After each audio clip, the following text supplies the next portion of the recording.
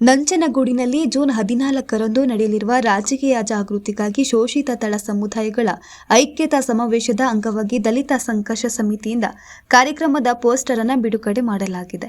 ನಂಜನಗೂಡು ನಗರದ doctor B R. Ambedkar ಅವರ ಪ್ರತಿಮೆಗೆ ದಲಿತ ಸಂಘರ್ಷ ಸಮಿತಿ ಸದಸ್ಯರು ಮಾಲಾರ್ಪಣೆ ಮಾಡಿ ಗೌರವವನ್ನು ಸಲ್ಲಿಸಿದರು. ಬಳಿಕ ಸಮಾವೇಶದ ಕರಪತ್ರ ಹಾಗೂ ಪೋಸ್ಟರ್ ಅನ್ನು ಅಧಿಕೃತವಾಗಿ ಬಿಡುಗಡೆಗೊಳಿಸಲಾಯಿತು. ಈ ಸಂದರ್ಭದಲ್ಲಿ ಮಾತನಾಡಿದ ದಸಂಸ ಜಿಲ್ಲಾ ಉಪವಿಭಾಗೀಯ ಸಂಚಾಲಕ ಮಂಜು ಶಂಕರ್ ಅವರು ಕೇಂದ್ರ ಸರ್ಕಾರ ಜಾರಿಗೆ ತರಲು ಮುಂದಾಗಿರುವ ಎಸ್ಐಆರ್ ಚುನಾವಣಾ ಪ್ರಕ್ರಿಯೆಯ ಬಗ್ಗೆ ತೀವ್ರ ಆಕ್ಷೇಪವನ್ನು ವ್ಯಕ್ತಪಡಿಸಿದರು. ಈ ಪ್ರಕ್ರಿಯೆಯಿಂದ ದಲಿತರು, ಹಿಂದುಳಿದವರು, ಅಲ್ಪಸಂಖ್ಯಾತರು ಹಾಗೂ ಆರ್ಥಿಕವಾಗಿ ಹಿಂದುಳಿದ ವರ್ಗದ ಜನರು ಮತದಾರರ ಪಟ್ಟಿಯಿಂದ ಹೊರಗುಳಿಯುವ ಸಾಧ್ಯತೆ ಇದೆ ಎಂದು ಆತಂಕವನ್ನು ವ್ಯಕ್ತಪಡಿಸಿದರು. ಜೂನ್ 14ರಂದು ನಂಜನಗೂಡಿನ ಶ್ರೀ ಮಹರ್ಷಿ ವಾಲ್ಮೀಕಿ ಭವನದಲ್ಲಿ ಬುದ್ಧ, ಬಸವ ಹಾಗೂ ಅಂಬೇಡ್ಕರ್ ಅವರ ಜಯಂತ್ಯೋತ್ಸವದ ಅಂಗವಾಗಿ ಈ ಐಕ್ಯತಾ ಸಮಾವೇಶ ಆಯೋಜಿಸಲಾಗಿದೆ. ಜಿಲ್ಲೆಯ ವಿವಿಧ ಪ್ರಗತಿಪರ ಹಾಗೂ ರೈತ ಸಂಘಟನೆಗಳ ಪದಾಧಿಕಾರಿಗಳು ಮತ್ತು ಸಾರ್ವಜನಿಕರು ಹೆಚ್ಚಿನ ಸಂಖ್ಯೆಯಲ್ಲಿ ಭಾಗವಹಿಸಿ ಕಾರ್ಯಕ್ರಮವನ್ನು ಯಶಸ್ವಿಗೊಳಿಸಬೇಕೆಂದು ಮನವಿಯನ್ನು ಮಾಡಿದರು.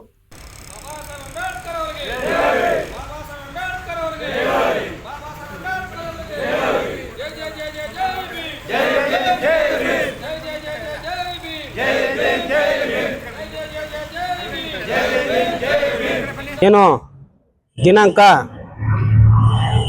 14/6/2026 ಭಾನುವಾರರಂದು ನಂಜನಗೂಡು ತಾಲೂಕು ದಲಿತ ಸಂಘರ್ಷ ಸಮಿತಿ ವತಿಯಿಂದ ನಂಜನಗೂಡು ಪಟ್ಟಣದಲ್ಲಿರುವ ವಾಲ್ಮೀಕಿ ಭವನದಲ್ಲಿ ಬುದ್ಧ, ಬಸವ, ಅಂಬೇಡ್ಕರ್ ಅವರ ಒಂದು ಜನ್ಮದಿನದ ಕಾರ್ಯಕ್ರಮದ ಅಂಗವಾಗಿ ರಾಜಕೀಯ ಜಾಗೃತಿಗಾಗಿ ಶೋಷಿತ ತಳ ಸಮುದಾಯಗಳ ಐಕ್ಯತಾ ಸಮಾವೇಶ ಕಾರ್ಯಕ್ರಮವನ್ನು ನಂಜನಗೂಡು ತಾಲೂಕು ಸಮಿತಿ ವತಿಯಿಂದ ಇವತ್ತು ಹಮ್ಮಿಕೊಂಡಿದ್ದೇವೆ. ನಮ್ಮ ಉದ್ದೇಶ, ಈ ಕಾರ್ಯಕ್ರಮ ಹಮ್ಮಿಕೊಂಡಿರೋ ಉದ್ದೇಶ ಏನು ಅಂತಂದರೆ, ಏನು ಈಗ ರಾಜಕೀಯ ಜಾಗೃತಿ ಅಂತಂದರೆ ಈಗೇನು ಈಗ ಕೇಂದ್ರ ಸರ್ಕಾರ ಒಂದು ಚುನಾವಣೆ ಮುಖಾಂತರ ಈಗ ಏನು 2 ವರ್ಷಗಳ ಕಾಲ ಏನು ಚುನಾವಣೆ ಇದೆ, ಈಗ ಹಲವು ರಾಜ್ಯಗಳಲ್ಲಿ ಚುನಾವಣೆಯನ್ನು ದುರುಪಯೋಗ ಪಡ್ಕೊಂಡು ರಾಜ್ಯ ಸರ್ಕಾರವನ್ನು ಆಡಳಿತ ನಡೆಸ್ತಾ ಇದ್ದಾರೆ.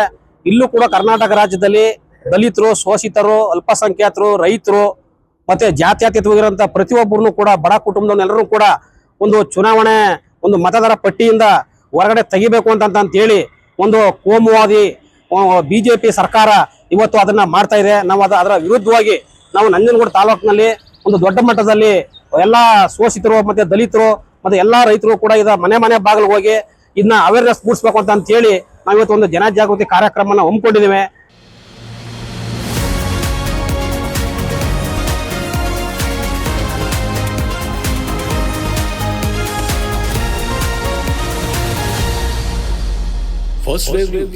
ನಿಮ್ಮ ದಾರಿ ನಮ್ಮ ಜವಾಬ್ದಾರಿ.